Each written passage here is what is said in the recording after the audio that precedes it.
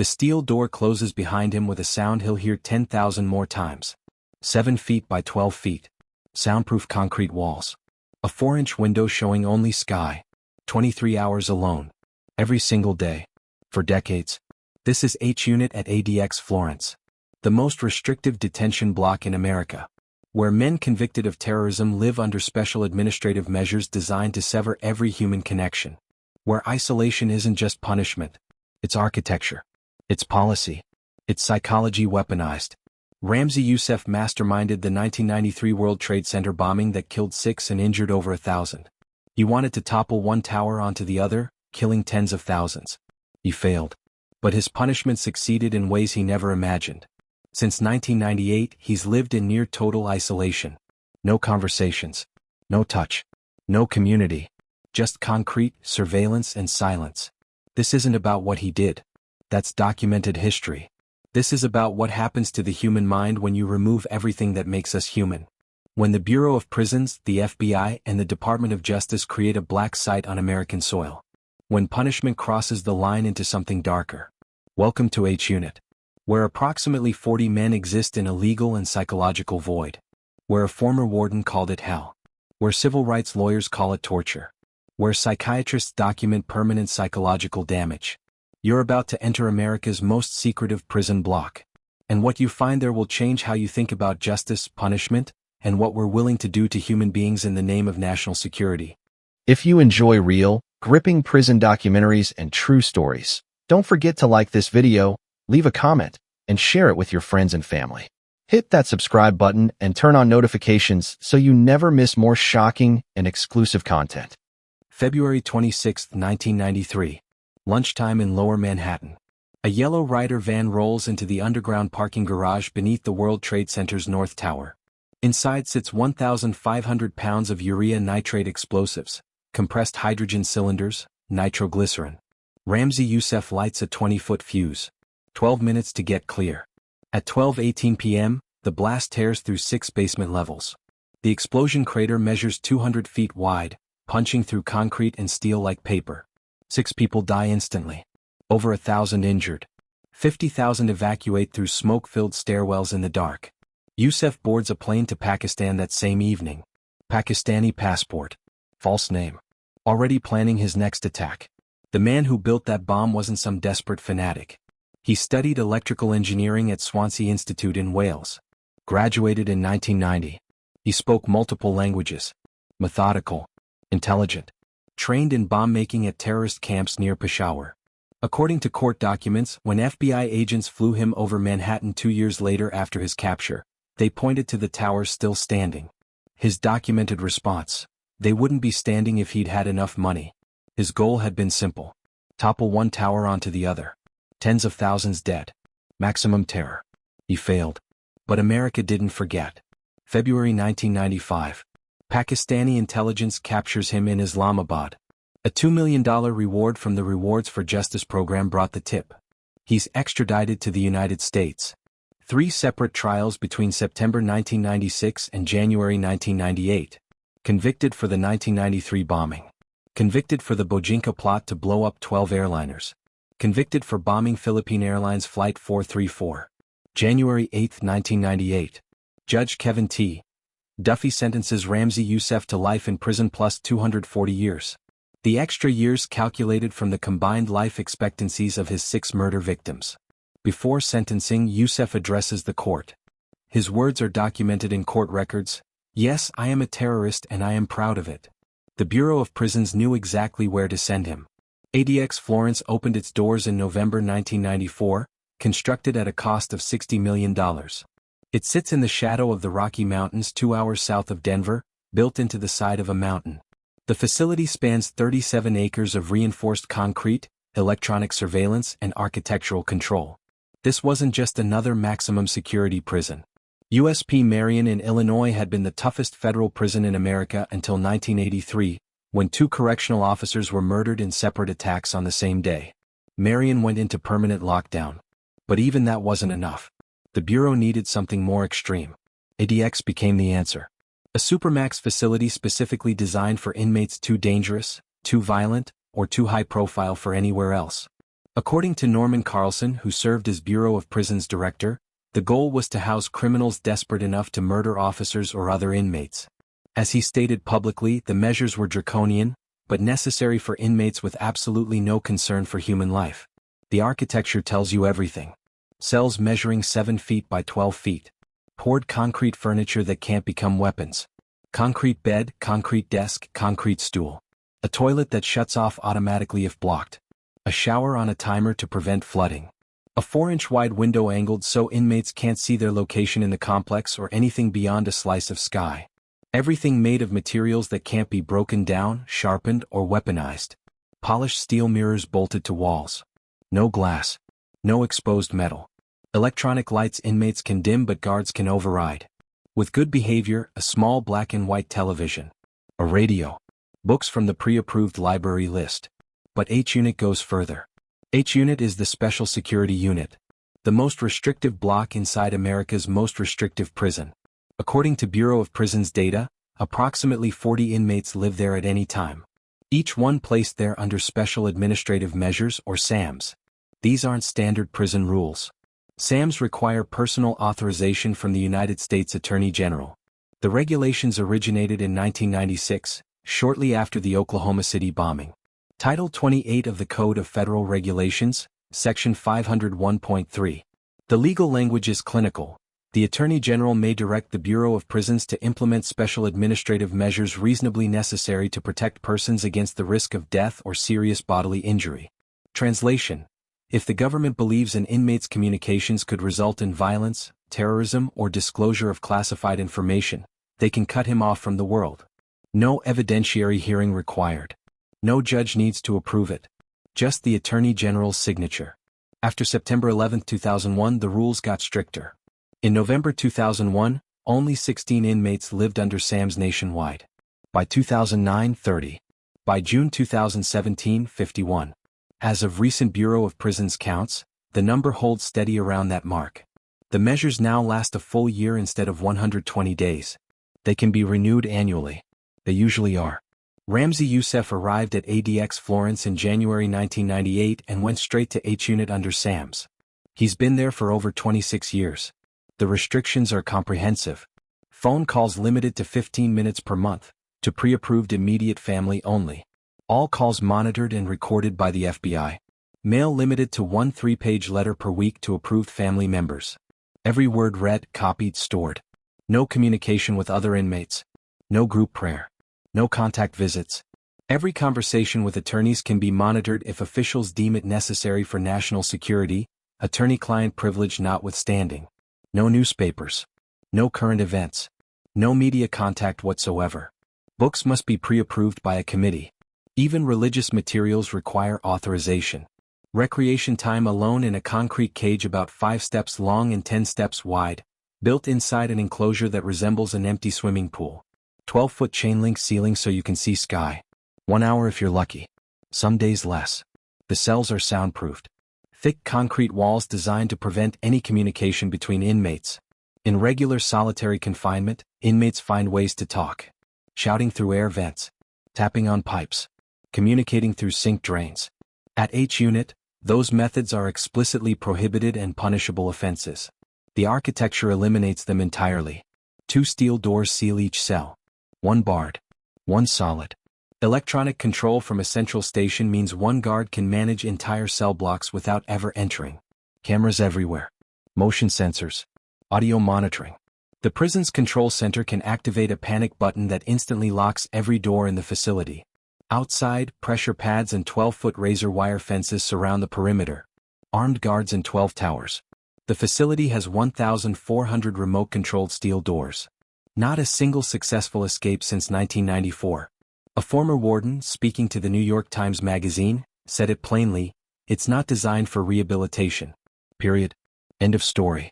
A former ADX inmate named Travis Dusenbury, who spent a decade in general population, described the window design to the Marshall Project. You can't see nothing. Not a highway in the distance. Not the sky. You know the minute you get there you won't see any of that, not for years and years. That's general population. H-Unit is worse. Human rights organizations call it torture. The Center for Constitutional Rights and Yale Law School's Allard K. Lowenstein International Human Rights Clinic published a comprehensive report in 2017. Their conclusion: SAMs represent the darkest corner of the U.S. federal prison system, combining the brutality and isolation of maximum security with additional restrictions that deny individuals almost any connection to the human world.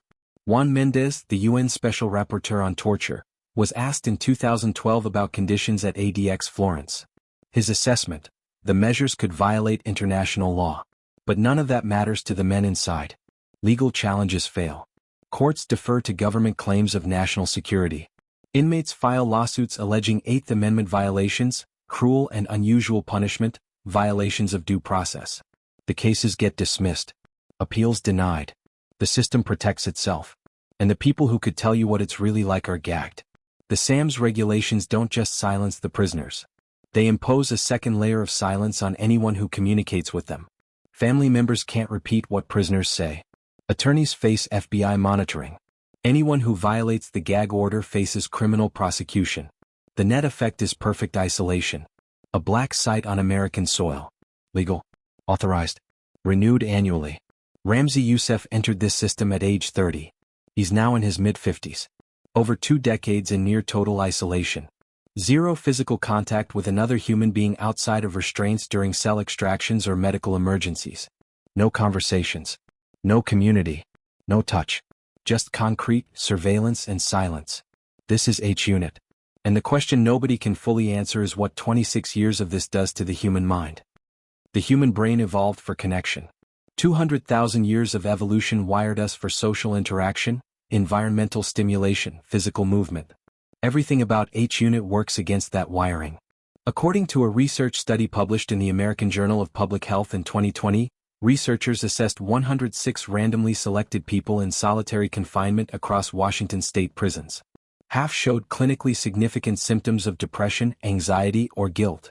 Administrative records revealed disproportionately high rates of serious mental illness and self-harm compared to general prison populations. The numbers tell one story. The human cost tells another. Dr. Stuart Gracian, a psychiatrist who spent decades evaluating inmates in solitary confinement, identified what he called a specific psychiatric syndrome caused by isolation. The symptoms are predictable. Hallucinations, severe panic attacks, difficulties with thinking and concentration, a progressive inability to tolerate ordinary stimuli. The sound of plumbing becomes unbearable. A sudden noise feels like assault. A flashing light creates physical pain. In testimony before courts and in published research, Gracian documented inmates developing what he termed perceptual distortions and cognitive impairments. The brain, starved of input, begins generating its own. Visual hallucinations. Auditory hallucinations. Paranoid ideation. The line between real and imagined blurs. People in solitary confinement represent only 6 to 8% of total prison populations nationwide. But according to multiple studies, they account for approximately half of all prison suicides. The correlation isn't subtle. At ADX Florence, the psychological toll manifests in documented ways. A 2012 class action lawsuit against the Bureau of Prisons and ADX officials described conditions inside the prison. Court documents stated that prisoners wail, scream, and bang on cell walls.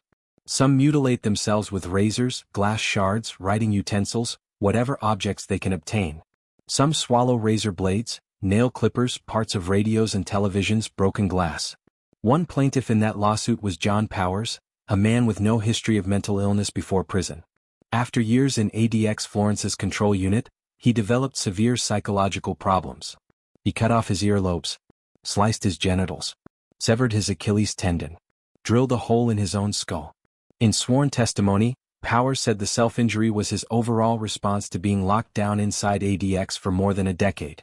At the time Powers was there, prison regulations forbade giving inmates in the control unit psychotropic medication.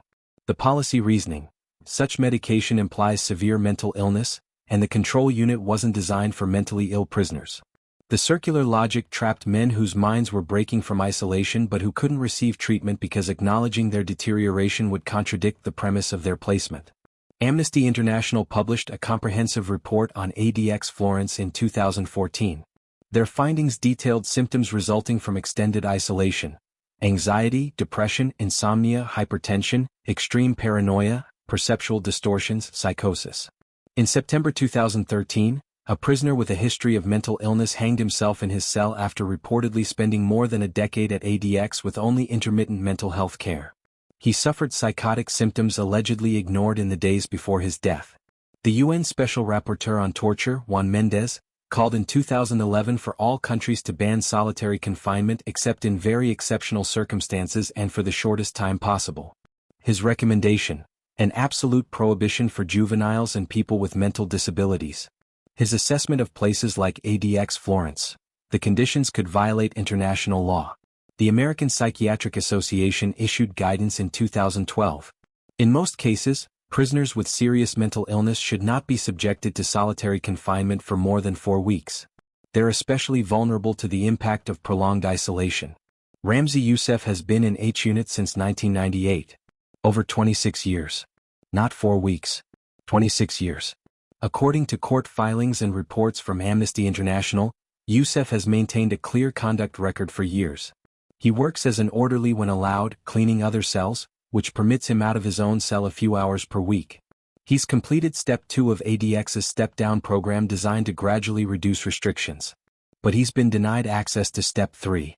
His special administrative measures get renewed annually. Every year the Attorney General's office reviews his case. Every year the restrictions continue. Former ADX warden Robert Hood, who ran the facility from 2002 to 2005, described Youssef as civil, disciplined, well-trained. But Hood also described ADX itself in stark terms. In interviews with media he called it a clean version of hell. He said living there was far worse than death. The cells have a sliver of window that shows only sky or a brick wall. Inmates push their faces against the glass to watch birds. Owls mostly. That's the extent of connection to the natural world for some. Looking through a 4-inch window to watch birds fly by. Communication between inmates is limited to yelling or talking into drain pipes. Both are prohibited and punishable offenses. The architecture eliminates it. Soundproofed walls. Electronic surveillance. Guards can monitor conversations from control stations. Even whispers get recorded. The isolation is so extreme that inmates who arrive without psychological problems can grow paranoid and delusional, according to lawyers who've represented ADX prisoners.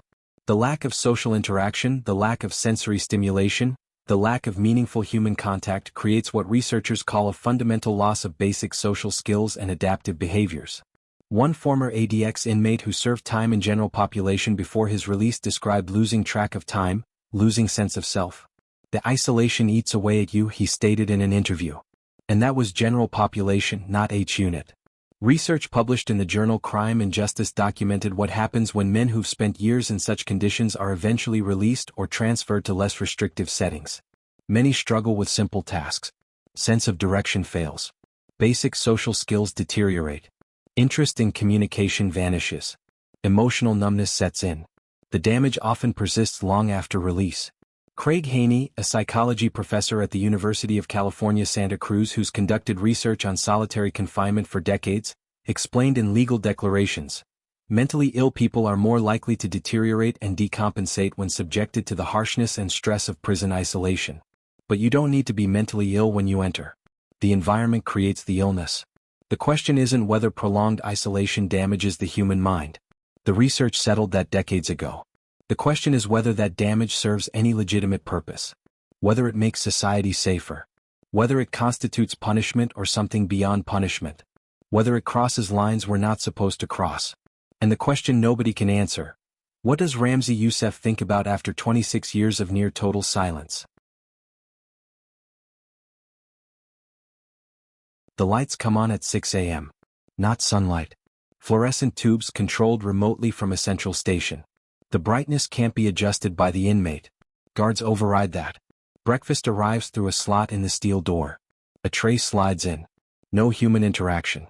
No conversation. According to reports from H-Unit inmates and their attorneys, meals are delivered without physical contact. Food is standard federal prison fare. Sometimes hot. Sometimes lukewarm by the time it reaches the cell. The cell measures 75 square feet in H-Unit. Slightly smaller than standard ADX cells. No shower inside. Inmates are escorted to showers several days per week, though lockdowns and staffing issues disrupt that routine frequently. For Muslim inmates, like many in H Unit, bathing before formal prayers is an expected rite of purification. The irregular shower schedule makes that observance nearly impossible. 23 hours minimum in the cell. Some days 24. Recreation time happens alone in a concrete enclosure sometimes described as a dog run. The space allows roughly 10 steps in a straight line. Chain-link ceiling overhead shows sky. Concrete walls on all sides. 1 hour of staffing permits. Sometimes less. Sometimes none. According to multiple reports and legal documents, inmates in good standing receive a small black and white television. But nobody in the special security unit gets one. No TV. No radio. Each unit prisoners are cut off from news, current events, everything happening in the world beyond their concrete box. The rules prohibit communication between inmates. The architecture enforces it. Soundproofed walls. Concrete thick enough to prevent tapping. Air vents designed to prevent shouting between cells. Any attempt to communicate through drains or plumbing constitutes a disciplinary violation. Phone calls are limited to 15 minutes per month for inmates under special administrative measures. Calls go only to pre-approved immediate family members. Every word monitored and recorded by the FBI. According to reports from civil rights organizations, some H-unit inmates receive just one call monthly. The conversations feel sterile. Clinical. Nothing spontaneous when you know federal agents are listening and documenting every syllable. Mail is restricted to one 3-page letter per week sent to approved family members. Every word read by prison officials and FBI personnel. Letters get copied, filed, stored. Anything deemed problematic gets redacted with black marker. The censorship is arbitrary. Sometimes entire paragraphs disappear. Sometimes single words. The inmate never knows why. No newspapers. No magazines. No access to current information about the outside world. Books must come from a pre-approved library list. Even religious materials require authorization from a committee. According to court documents, inmates have been denied publications based on vague security concerns with no specific explanation. Former Warden Robert Hood described the daily routine in interviews. The inmates aren't going out together. There's no group settings. No sitting around playing checkers. You're not going to see another inmate. You're not going to recreate with them. None of the normal activities of a penitentiary exist here. The isolation is absolute. According to the 2017 report from Yale Law School's Human Rights Clinic, H-Unit represents the darkest corner of the federal prison system. The combination of maximum security's brutality with additional restrictions that deny inmates almost any connection to the human world. Time loses meaning in that environment. Days blur together. One former ADX inmate, Travis Dusenbury, described the monotony after spending a decade in general population. You fall into routines just to maintain sanity. Push-ups. Reading when allowed. Writing with the small flexible rubber pens designed so they can't be turned into weapons. But H-Unit inmates don't even get those limited privileges. According to reports, many H-Unit prisoners spend years without touching another human being except during cell extractions or medical emergencies. No handshakes. No physical contact during attorney visits, which happen through reinforced glass when they happen at all. The cells have motion sensors and surveillance cameras running continuously. Audio monitoring captures sounds. Guards can observe from central control stations without ever entering the cell block. Electronic locks operate remotely. The facility has 1,400 remote-controlled steel doors total. Ramzi Youssef has lived this routine since January 1998. Over 9,500 days. Each one nearly identical to the last. According to Bureau of Prisons data and court filings, Youssef maintains a clean conduct record. He works as an orderly when permitted, which allows him a few additional hours outside his cell each week cleaning other cells. Small privileges earned through years of compliance. He completed Step 2 of ADX's step-down program, designed to gradually reduce restrictions for inmates who demonstrate they can function in less restrictive environments. But he's never progressed to Step 3. His special administrative measures get renewed annually without fail. The Attorney General's office reviews his case every 12 months. The determination remains the same. Too dangerous. Too high risk. Communications could result in violence or terrorism. The legal justification is national security. The practical effect is indefinite isolation without meaningful human contact. No end date. No clear path to less restrictive housing. Just the same concrete cell, the same soundproofed walls, the same surveillance, day after day, year after year, decade after decade. According to investigative reporting and civil rights documentation, some H-Unit inmates have gone on hunger strikes to protest their conditions. The response was force-feeding. Court documents describe inmates being strapped to restraint chairs and fed through nasal tubes. The practice occurred hundreds of times to certain prisoners over years of protests. Medical organizations worldwide have condemned force-feeding as potentially constituting torture. This is the daily reality. Not punishment for prison infractions. Not temporary segregation for breaking rules. This is the permanent condition of existence for approximately 40 men in H Unit. Men who will likely never leave ADX alive. Men whose sentences include life plus hundreds of years. Men the government has determined must be erased from human society as completely as possible while technically keeping them alive. The question becomes, at what point does isolation cross from punishment into something else? At what point does the complete severing of human connection become cruel and unusual? And who gets to decide where that line exists? Before H Unit became the most restrictive block at ADX Florence, there was another infamous section. Bombers Row. A cluster of cells in D Unit that housed some of the most notorious terrorists in American history. For a brief period in the late 1990s, 3 men lived side by side. Timothy McVeigh, Ted Kaczynski, and Ramzi Youssef. They had enough in common. All 3 favored death and destruction by bombing. All 3 targeted what they perceived as symbols of American power and technology. All 3 committed their acts without remorse. According to reporters who covered their cases and letters written by the inmates themselves, they formed unusual friendships behind those concrete walls. Timothy McVeigh arrived first. Convicted in June 1997 for the April 19, 1995 bombing of the Alfred P. Murrah Federal Building in Oklahoma City. 168 people killed, including 19 children in a daycare center. 684 injured. A third of the building destroyed. The deadliest act of domestic terrorism in American history at that time. Ted Kaczynski came next in May 1998. The Unabomber. 17 years of mail bombings across the United States. 3 people killed, 23 injured. A mathematics prodigy turned recluse who mailed bombs to universities and airlines, seeking to spark a revolution against technology and modern civilization. Ramzi Youssef was already there, having arrived in January 1998. The mastermind of the 1993 World Trade Center bombing. 6 dead, over 1,000 injured. His stated goal? Collapse one tower onto the other, killing tens of thousands. The irony wasn't lost on anyone.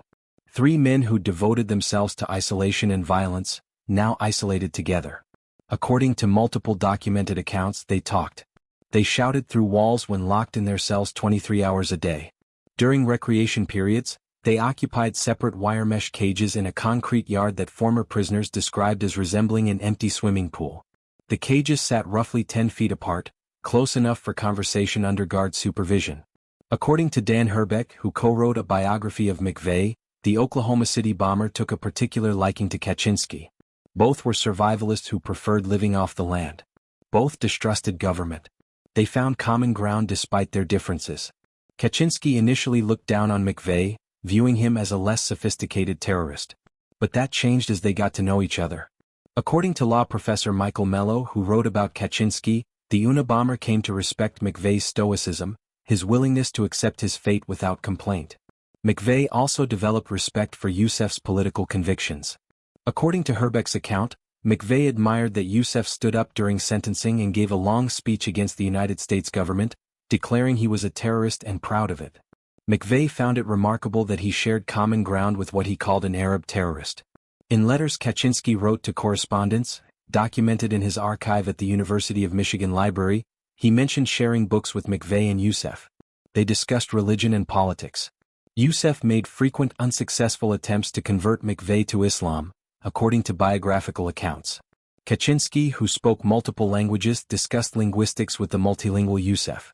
The 3 inmates talked about what appeared on the small black and white televisions in their cells. According to a 1999 Time magazine report, McVeigh once spotted a news brief about the Unabomber and shouted for Kaczynski to watch. Despite his anti-technology philosophy, Kaczynski tuned in to the 3-minute segment. They exchanged magazines and books through the slot in their cell doors.